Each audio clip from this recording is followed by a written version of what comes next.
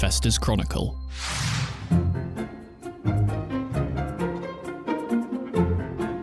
Companies and Market Show, welcome back. It is Thursday, the 14th of July, around 10 a.m. as we record, a bit earlier today than normal. On the pod today, we've got Alex Newman, Mark Robinson, Arthur Sants, and Alex Hamer, all hosted as normal by Dan Jones. Hi, Dan. What's coming up today?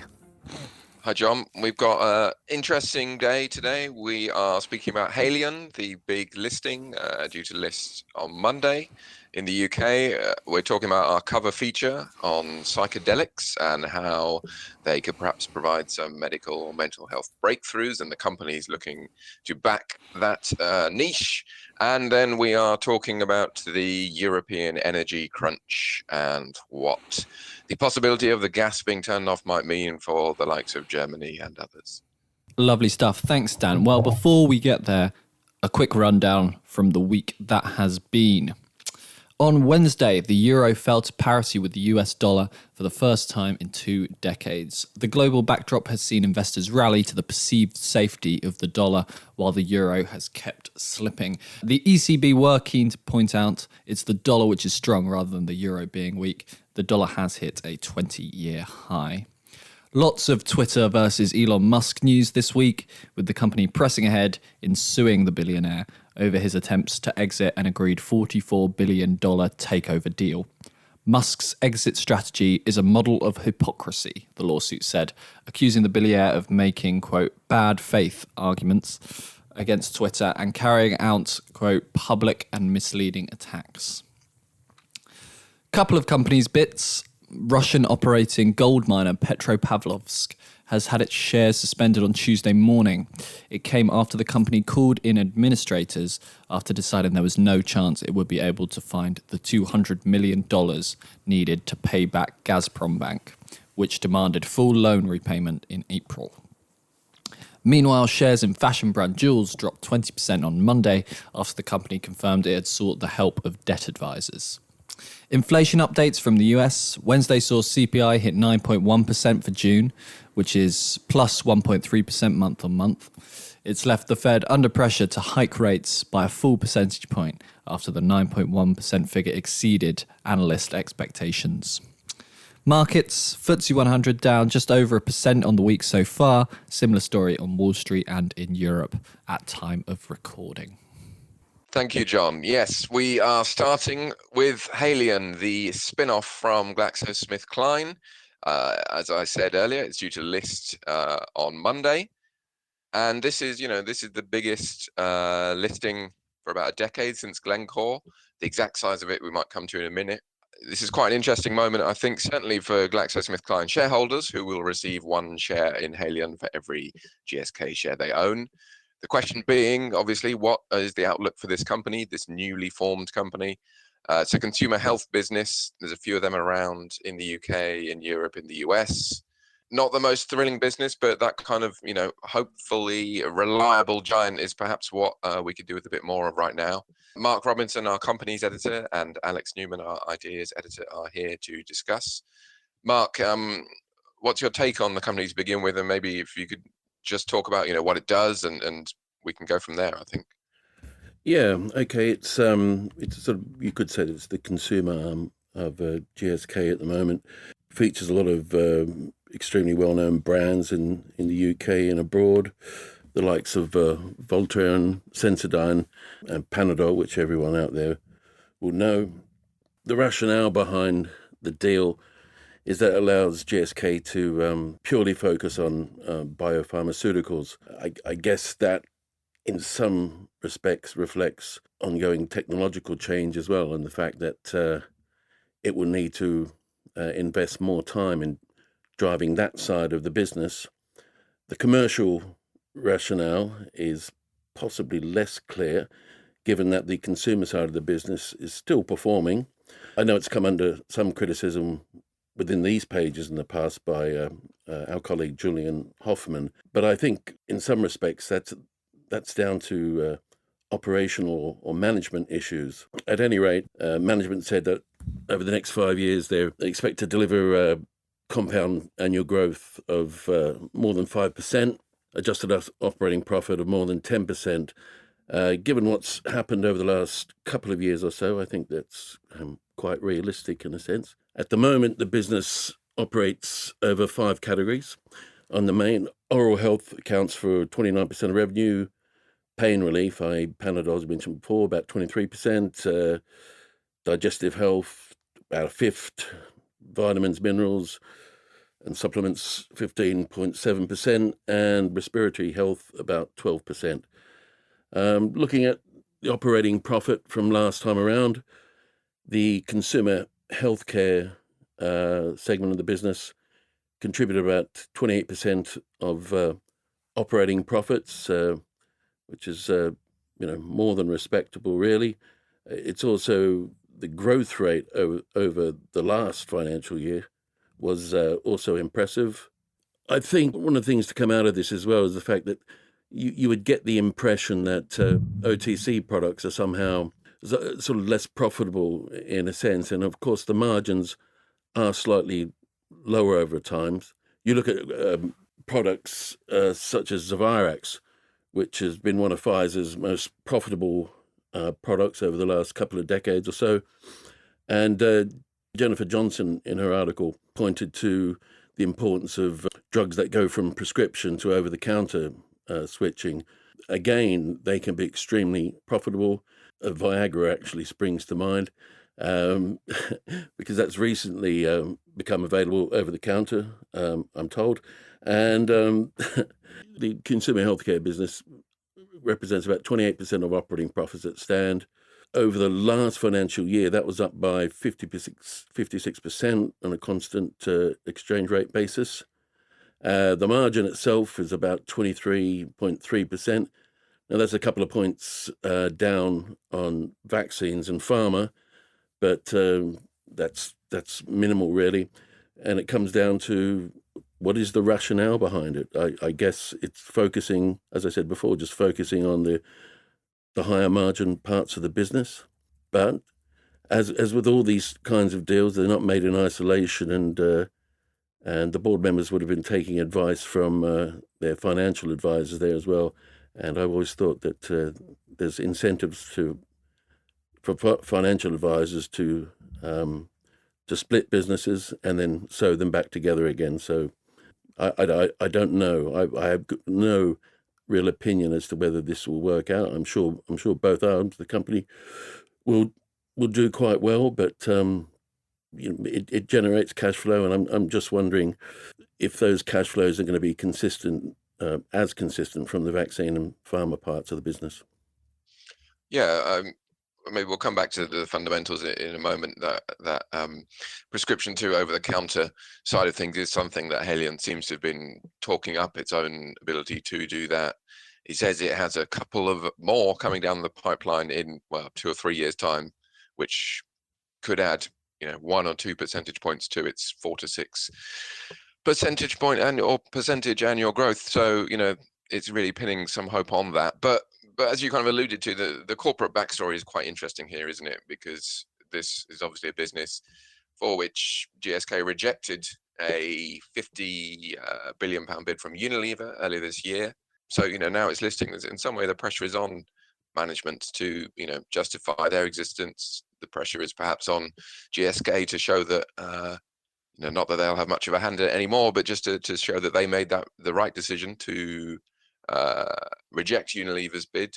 Unilever itself obviously came in for a huge amount of criticism from its own shareholders for bidding for the company.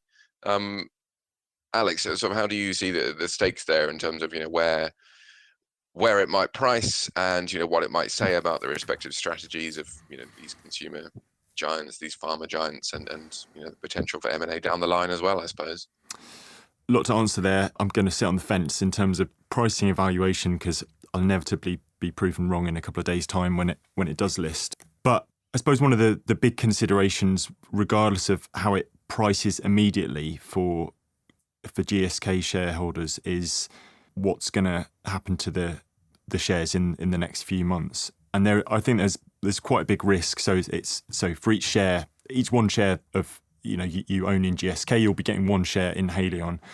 I think one of the principal issues is the large overhang that that is in the shares and the selling pressure which might come. So Pfizer will own a 32% stake in the business, and GSK says it plans to retain a 14% stake as well, which it's going to sell off over time. But that's quite a big stock overhang. So regardless of the valuation, the pricing, I don't think this is likely to be a company which is going to pop, regardless of how benign markets prove to be for its products.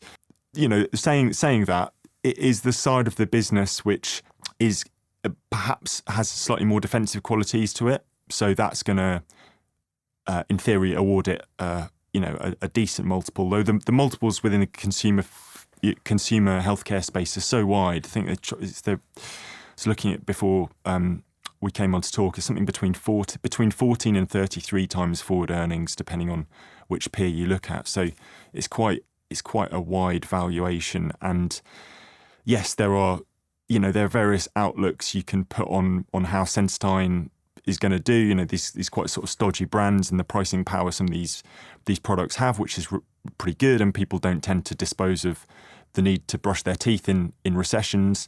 But at the same time, as the piece that Mark alluded to, that Jen wrote last month, sort of previewing Haleon's listing, consumer healthcare groups do struggle generally to maintain these even quite modest growth rates. So 4% sales growth a year is kind of about what you would hope for. Okay, there's lots of efficiencies they can build in, and pricing power, which means they can get slightly more in terms of return on equity and net profit growth. But yeah, this isn't a business which is going to shoot the lights out. And so I suppose on valuation, I think I would expect it to, though not when to place all my cards on the table, I'd expect it to sit slightly below GSK's valuation, because GSK basically the rump business is going to be the higher risk reward trade-off. So yeah, that's my very, very hedged take on where the valuation is likely to sit and what investors can expect. I suppose the other thing with, there are some headwinds here we've spoken about, obviously the share overhang, the debt, which, they're really banking on strong cash flows continuing to help improve that situation. But to me, I suppose, return to one of the many questions I threw at Alex all at once, that there is that possibility of more M&A down the line, a buyer coming in. Unilever, I would imagine, would not want to antagonize shareholders by coming back. But I believe there was some talk of Nestle and Reckitt making having a look at some kind of joint bid a few months ago. This does seem like something that could be in play, as big as it will be. It could be in play for one of these giant companies down the line. So that might provide some support, I suppose, that possibility of being taken out almost as quickly as it comes to market, but we will see on that front. Let's move on to our cover story this week, going from over-the-counter drugs to something a little more exotic. The piece is on psychedelics and the research being done in that area, with regard to their potential ability to help with mental health, to help with things like depression, anxiety, things like that. There are a small but increasing number of listed companies, largely in the US, but a couple in the UK too, who are looking at this kind of area. Arthur Sants has written the piece. Arthur, why don't we start? This is obviously an area from an investment point of view that is quite unfamiliar to a lot of people. Why don't we start by sort of talking about maybe their potential and what these companies are trying to do? Yeah, thanks, Dan. Basically, what they're trying to do is treat anxiety, depression, addiction, which I guess all sort of stem from a similar root cause, which is often a feeling of sort of dislocation and isolation. That has been on the rise in the last few decades, and there was that paper out of Princeton about rising deaths of despair in the US, and it's that's often basically drug and alcohol overdoses.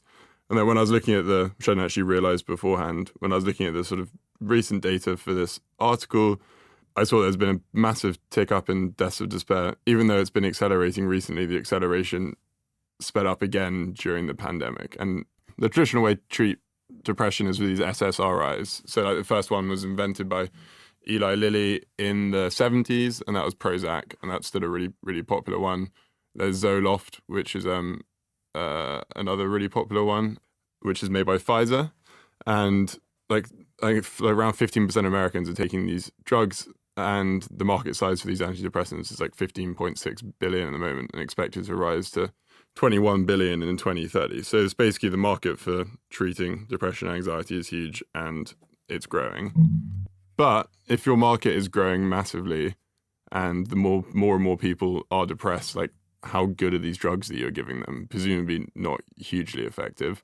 A potential solution to this problem are psychedelics. And the one that's getting the most research into it is psilocybin, and that's the molecule that you'll find in magic mushrooms. The company that I talked to most closely about this is a company called Cybin, which is listed in America last year. And basically what they've done is they've taken the sort of molecule from psilocybin that creates these psychedelic effects, and they've isolated it and sort of trying to turn it into like a patented drug. And I talked to the CEO of Cybin, a guy called Doug Drysdale, and he explained how it worked to me. And basically the problem they have with just giving people a mushroom is that these trips take a really long time. Like it takes an hour for it to start, and they can last for 6 hours. With LSD, the trips can last like 12 hours. So if you're trying to get treatment, these time periods are pretty unreasonable. Like if you're like, oh yeah, I'm going to go in and see my psychiatrist, and then I'm going to sit with them for 12 hours while we work through this. So the point of what they're trying to do with this molecule at Cybin is they're trying to make it sort of metabolize faster, so faster onset, and then also sort of the trip to finish. And when I say trip, I think that's just like what they call them, psychedelic experience. And when the trip to finish faster, and then you do it in conjunction, you'll sit with like a therapist, and the therapist actually doesn't ask you loads of questions. It's often a case of sort of the patient closing their eyes, often listening to soothing music, wearing eye masks, and sort of trying to work their way through traumas or what's causing them anxiety. And a few people I talked to actually for this piece were palliative care doctors. I ended up sort of in a Canadian niche of the palliative care sector, so I talked to a lot of Canadian doctors about this and how you can use these drugs to treat end of life anxiety, people that have terminal illnesses. They found it to be pretty successful. I talked to one Canadian doctor who said a few of his patients sort of were asked for magic mushrooms instead of just like, I think to quote him, a bucket load of codeine, which that doesn't seem great. So I think so you sort of sit there for a while, think about your sort of traumas or what's causing you the anxiety, and then the psychiatrist with you will be there if you have any questions or if you sort of start becoming distressed, because these trips aren't just like fun. Patients go through a real journey and sort of tackle things that are causing them real anxiety, which probably it doesn't feel great in the moment, but can sort of bring some peace afterwards. I think one of the doctors I talked to in Canada described it as depression's often, or like anxiety, you're often sort of ruminating thoughts, and you get sort of stuck in a rut. And the nice description I was given of how these drugs work is that sort of there's a new layer of fresh snow over those ruts, and then you can sort of find your new path again. So there's been a bit of a renaissance, in these drugs in the recent history, and like there was a lot of research into them in 1960s and 1970s, and then there was the war on drugs, and Nancy Reagan just say no, and they were worried that sort of these people would take these drugs and not want to go fight in Vietnam, not be good little capitalists. So they banned them all. But it's been really picking up again this year, the research into them. And that's why sort of these companies, as I mentioned, Cybin, there's another one called Compass Pathways, and another Attai Life Sciences, who've all listed recently in the US, have started popping up again. But they're still quite far away from producing any revenues. I think most of them sort of predicted to start producing revenues in 2025 or 2026, which does make the sort of valuation case quite tricky, because there's a lot of finger in the wind stuff. But from all the sort of scientific community, there are really strong use cases for these drugs. And the research into them is picking up a lot, and they're seeing a lot of really positive results. So it might be a case of sort of, I think it will be an important part of psychiatric treatment and treating depression and treating anxiety, and it's clearly becoming a real issue in our society. maybe picking the winners right now in this market is going to be tricky. But if you believe in it, and I feel like I do from the research I did in the piece, then there's probably going to be some value, and maybe. I suppose there are also perhaps comparisons with the cannabis market as well in the US, which again, it attracts a lot of excitement. Some of these niche sectors, that excitement has come off the boil as it has everywhere this year. But maybe that's helpful in a way. It allows people to actually focus on what might happen down the line rather than the excessive valuations of the near term, perhaps. That is true. I think one of the issues possibly is, and one of the issues I think they found in the cannabis sector is that it was illegal for such a long time that the people that were selling cannabis illegally got really good at selling cannabis illegally. So you could buy illegal cannabis cheaper than you could buy the legal version. So it was difficult for the sort of legal companies to compete with people who've been doing it for years and didn't have to pay any taxes. So it was a lot cheaper for them to do it. And I think maybe that's possibly an issue in this space as well, in the sense that these companies create these molecules because they need to have something that they can patent. You can't patent a mushroom, and you can't patent LSD, which was discovered by Albert Hofmann in the 30s. So they're sort of creating problems that they need to solve so they can create these molecules so they can patent them to make loads of money.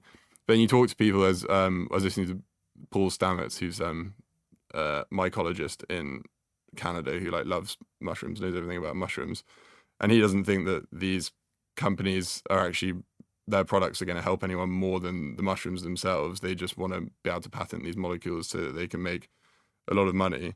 So I guess the point I'm making about this equivalent to the cannabis market is that if this stuff starts working and all this scientific research comes out saying this stuff works, what stops people from just growing their own mushrooms and taking them, or growing, and or maybe an industry will pop up. You can already go to Jamaica and go to a psychiatric retreat where magic mushrooms are legal, take them with guidance, and there are places where you can do this. Maybe things like that pop up in Oregon, and maybe actually it becomes less about one company owning a patent to a magic molecule like Eli Lilly did with Prozac, and it becomes more of a sort of case of people using, I don't know, a more sort of democratized way of treating mental health issues.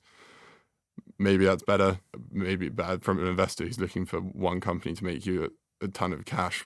I suppose that's also is partly, back to in a way, the generics versus, brand products. That might be where the marketing comes in down the line to convince people that they want the big brand psychedelic, the big brand magic mushroom, if you will. Yeah, it's certainly an interesting area, and one that I think high growth investors might be interested in keeping tabs on. These terrible puns are coming out all the time now. Yeah, thank you for that, Arthur. It's very interesting. As I say, that is the cover feature this week. There's lots more information on there, lots of discussion of these companies and their fundamentals, and lots of interesting historical information there as well. I learned a lot reading it, and hopefully our listeners will too.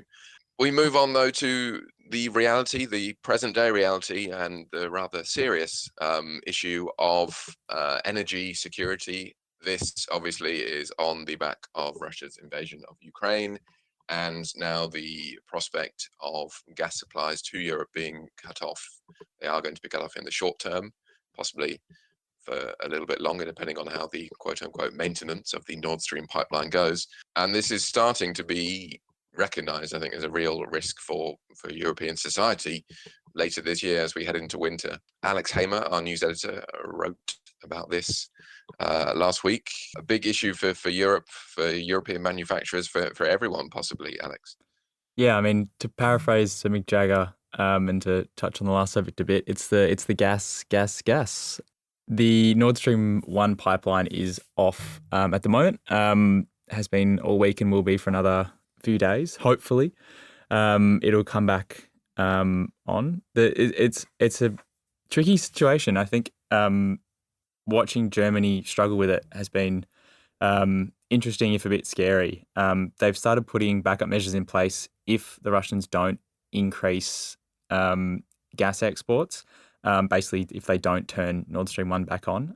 So yesterday, the government has just said that they've pushed back limits to coal and fuel oil power plants operating. So if gas storage levels are quite low as we get into winter, we'll get more burning of coal and fuel oil, and potentially even wood. But that's more on a per house basis. So really reaching back, I guess, in terms of energy technologies.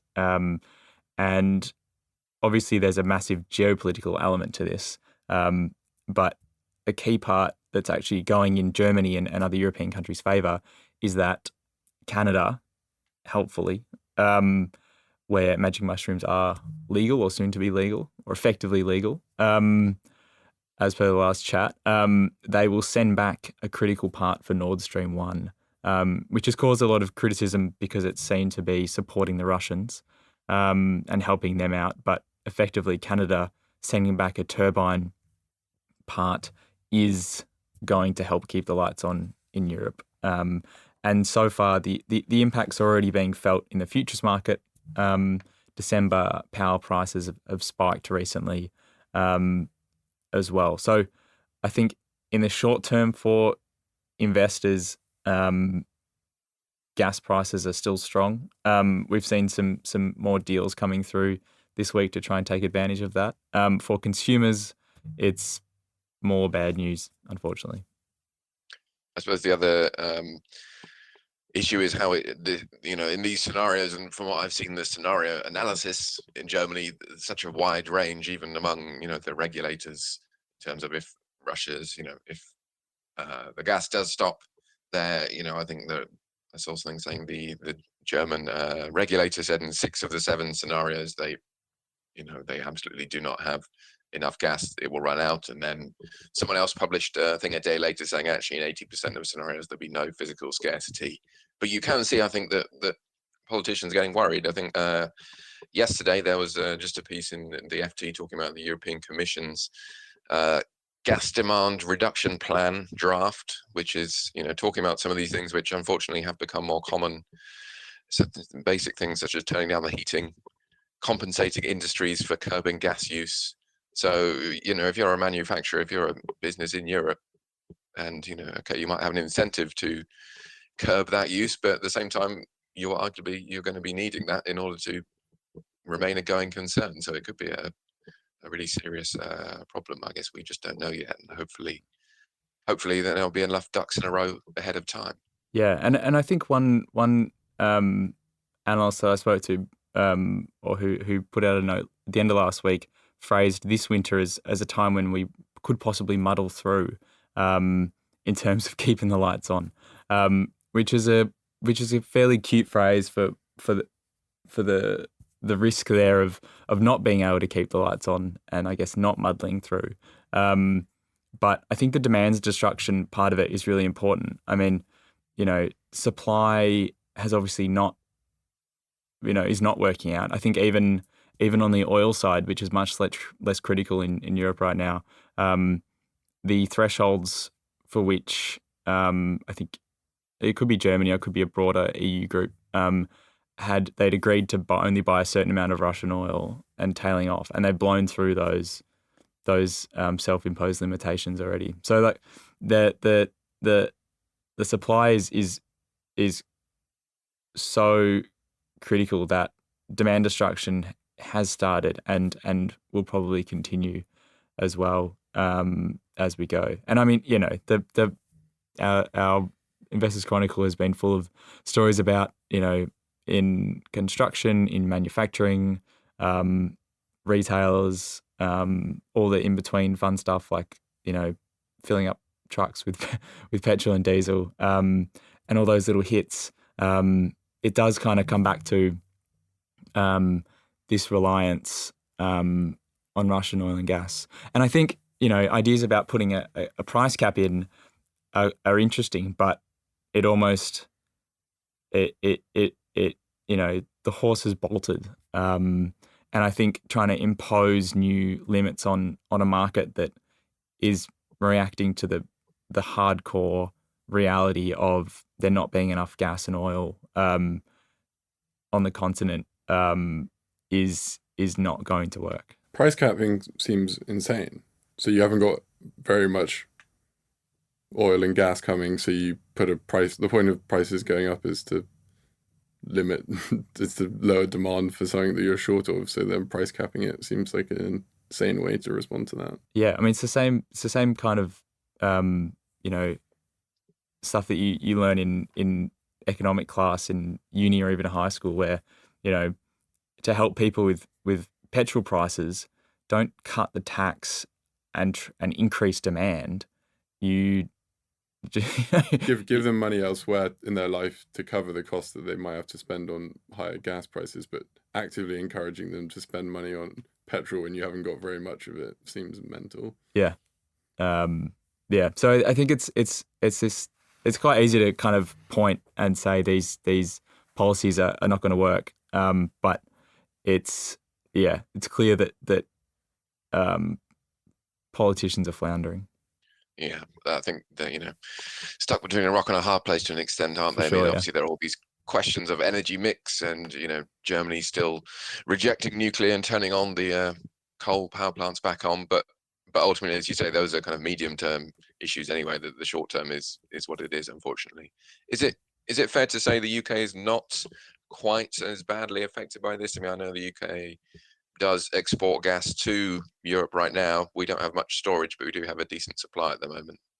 Yeah. Is that a fair assessment? Yeah, and much less exposed to Russian gas compared to Germany, for example. And there's a system through which the UK can be both importer and exporter of gas to Europe through the and power largely through the interconnected system.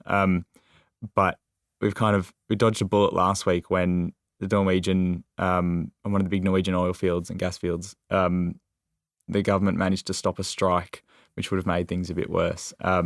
So the UK is a little bit insulated, partly because of domestic supply. But I think this idea of trying to, establish domestic supply security or security of supply is, it does make sense, of course, because if it's on in UK North Sea, we should have dibs on it. But I mean, the price isn't that different to what you're paying across the channel. But yeah, I think in terms of actually having gas in the pipes, definitely better off than Germany. I think the it's almost got lost in the last couple of weeks of political high drama. But I mean the news on where the household energy costs are going to go to from October are just stunned me this week. So I mean, even though it's not quite as acute, obviously, as being reliant on a pipeline to Russia, I think energy prices for households predicted to go up another 65% in October. So if you an ordinary household is probably paying about £150, if you're paying £150 a month, that's going to be up to £250 by October, and that's a high conviction prediction from the energy analysts who have been following this and calling it quite well. And then in January it's going to jump again. So I mean, I think this is the possibly underappreciated threat to, even greater threat to discretionary spending and industry as well, because energy prices are they're out of control, and it's not really clear how the sort of solutions that people are talking about, turning Rough, the Rough storage facility back online, if that's gonna fix it in the near term. But I'm pretty worried by it, to be honest. Well, I think there are any number of ripple effects from the increase in hub prices around the world. Just to give you one example as well, is that even if you're a primary producer and you manage to get hold of some fertilizer at the end of autumn, you're going to be paying a much higher price for nitrate-based fertilizers because of the increase in gas prices. It's already up like fourfold, isn't it? I think Exactly, and then you've got the price of diesel on top of that, transporting farming goods. And it's not really difficult to see why we're going through this inflationary stage at the moment. And even though the price of crude oil has fallen over the last 3 weeks or so, I think these problems will actually will worsen during the winter months. I think the full impact of inflation, I don't think we're going to get until the first quarter of next year. It's interesting comparing that with the forecast of inflation peaking in spring next year, which is, paints a pretty dire picture. But even that, if we're coming into a spring where, as you say, UK consumers are spending, over $3,500 a year on power or on an annual basis, and then that goes up again, So inflation peaks then because aggregate demand is so destroyed in the economy. I don't know if that's what the economists' predictions are. Well, this currently is that rosy. I mean, without getting overtly political about this as well, this is again a demonstration of when you try and manipulate markets externally, leaving aside the war in Ukraine at the moment. You've got other examples of this in the Netherlands and Sri Lanka, where government invoked agricultural policy almost overnight, or relatively speaking overnight. And you're seeing now physical deficits in agricultural product. Dutch farmers are out in the street because it looks like their livelihoods are just being sort of taken from underneath them. You're going to find a lot more of this as well. But I don't want to get into the rights and wrongs of environmental policy. And So what's happened exactly there? What's the subsidies? It's been going on for a little while now, and it's part of EU policy. It's not a diktat yet, but it's of course the Dutch are ahead of the field in this. It's just a question they can try and reduce the amount of nitrates that go into their soil by about half by the end of this decade. And given the Netherlands is the second largest agricultural exporter in the world, it's a huge sector within that economy. And with this government policy, if it goes unrestricted, will lead to farmers just leaving the land. And a very high proportion of farmers. They've tried the same thing in Sri Lanka as well. They wanted to increase their sort of national ESG scores there, but all it's done is led to massive spikes in food prices, and of course this has been exacerbated by what's going on in Ukraine too. But I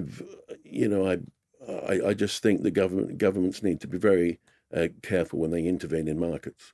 I mean, it's also intervening in the soil. You can't just flick a switch and make the soil healthy enough again to support crops and feed without that kind of, fertilizer being needed. I tell you what, it looks Anglo-Americans' purchase of serious minerals is pretty good now. That's one, Mark. Or the two marks. On that note, I think it's fair to say, given all these issues we've raised, that energy policy, for better for worse, is going to be a big feature of the rest of the year, and as it has been for the last 6-12 months too. So we will see how that plays out, and we will keep an eye on it and keep reporting on it in our pages as well. But that is all we have time for today.